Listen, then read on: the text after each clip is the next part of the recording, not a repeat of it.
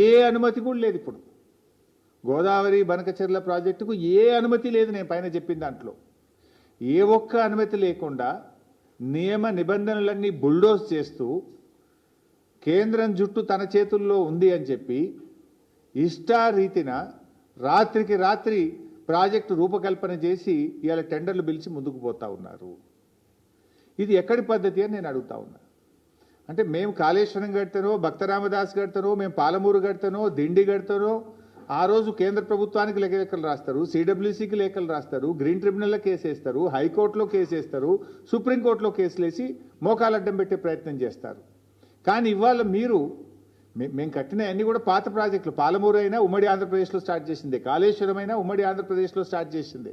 కానీ మీరు ఇలా కొత్త ప్రాజెక్టును నియమ నిబంధనలన్నీ కూడా ఉల్లంఘించి ఇవాళ ఆంధ్రప్రదేశ్ కడతా ఉంది. ఇది జరుగుతూ ఉంటే మరి మన ముఖ్యమంత్రి గారు పోయినసారి అసెంబ్లీలో మాట్లాడిన రేవంత్ రెడ్డి బడ్జెట్లో మనకు గుండు సున్నా పెట్టినరు, మన ప్రాజెక్టులకు అనుమతిస్తలేరు, మనకు ఏమీ రావడం లేదు, నేను నీతి ఆయోగ్ మీటింగ్ను బైకాట్ చేస్తున్నా అని చెప్పి అసెంబ్లీలో చెప్పిండు. ఏమిచ్చిండ్రు?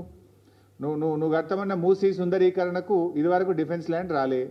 మూసీ సుందరీకరణ ప్రాజెక్టుకు ఇప్పటికీ అదేది వరల్డ్ బ్యాంక్ నుంచి అప్పు తెస్తామంటే ఫైల్ రిటర్న్ కొట్టిండ్రు. ఏది నీ మెట్రో రైలుకి ఇంతవరకు అనుమతి వచ్చింది లేదు. నువ్వు ఆ రోజు బడ్జెట్లో అయితే గుండు సున్నా, నువ్వే నీతి ఆయోగ్ మీటింగ్ బహిష్కరిస్తా అన్నాడు.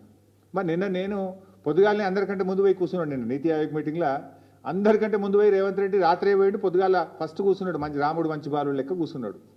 నేను అనుకున్నా దీని గురించి మాట్లాడతాడేమో, ఈ గోదావరి బంకచెర్ల ప్రాజెక్టును గట్టిగా ఎదిరించడానికే పోయిండేమో, నిలదీయడానికే పోయిండేమో ప్రధానమంత్రిని నేను అనుకున్నాను. కానీ చూస్తే అసలు ఈ ప్రాజెక్టు గురించి మాట్లాడిన సందర్భం కూడా లేదు. ప్రధానమంత్రిని వ్యక్తిగతంగా కలిసి కూడా ప్రెస్ నోట్ రిలీజ్ చేస్తే దీని మీద మాట్లాడిన పరిస్థితి లేదు. అంటే ఏం జరుగుతూ ఉంది? రేవంత్ రెడ్డి మాట్లాడాడు, ఉత్తమ్ కుమార్ రెడ్డి అయితే అసలే మాట్లాడాడు. ఏం చేస్తున్నాడు? నీటిపారుదల శాఖ మంత్రి ఏం చేస్తున్నట్టు, ముఖ్యమంత్రి ఏం చేస్తున్నట్టు, ఈ రాష్ట్రానికి ఇంత తీవ్రమని నష్టం జరగబోతా ఉంటే ఎందుకు స్పందించరు? ఇవాళ మనకు గోదావరిలో 959 టీఎంసీల నీళ్లను బచావత్ ట్రిబ్యునల్ మన రాష్ట్రానికి ముఖ్యంగా తెలంగాణ ప్రాంతానికి కేటాయించింది. మరి ఆ 959 టీఎంసీలను మనం వాడుకోవాలి కదా. ఇవాళ పైకి ఏం మాట్లాడుతున్నారు? ఇవి సముద్రంలో కలిసే నీళ్ళు అంటున్నారు. సముద్రంలో కలిసే నీళ్లు కావివి.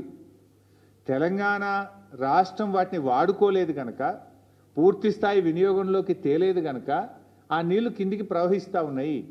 రేపు తెలంగాణ 959 టీఎంసీలు పూర్తిగా వినియోగించుకుంటే అక్కడ నీళ్లు ఉండవు. దీని వెనుక ఉన్న కుట్ర ఏంది? ఇవాళ ఇప్పటికే ఆంధ్రప్రదేశ్ గోదావరి నది మీద ట్రిబ్యునల్ వేయాలని చెప్పి సెక్షన్ 3 కింద కేంద్ర ప్రభుత్వానికి కంప్లైంట్ చేసింది.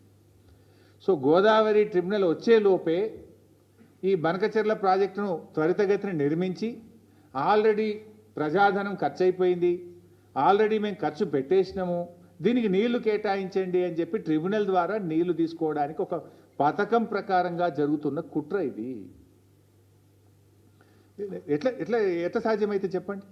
నిజంగా 959 నువ్వు పూర్తిగా వినియోగించుకున్నప్పుడు అప్పుడు నీళ్లు కిందికి పోతే దాన్ని లెక్క తేల్చాలి. దానికి సిడబ్ల్యూసీ ఉంది, హైడ్రాలజీ ఉంది, అన్ని క్లియరెన్స్లు తేవాలి కదా.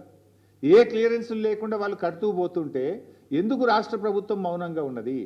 ఎందుకు రాష్ట్ర ప్రభుత్వం దాన్ని అడ్డుకోలేకపోతున్నది? There are many forums. నిన్న నీతి ఆయోగ్లో రేవంత్ రెడ్డి ఎందుకు ప్రశ్నించలేదు నేను అడుగుతా ఉన్నా. ఇంకా బాధ కలిగే అంశం ఏంది? 8 ఎంపీలు కాంగ్రెస్ గెలిచే, 8 ఎంపీలు బీజేపీ గెలిచే, 16 ఎంపీలు గెలిస్తే ఏం లాభం ఈరోజు రాష్ట్రానికి? బడ్జెట్లో ఏమి రాదు. మన నీళ్లను కూడా తీసుకుపోతా ఉంటే బీజేపీ ఎంపీలు మాట్లాడరు, నా కాంగ్రెస్ ఎంపీలు మాట్లాడరు. పార్లమెంట్ను స్తంభింపజేయాలి కదా. ఏం చేస్తున్నట్టు బీజేపీ ఎంపీ?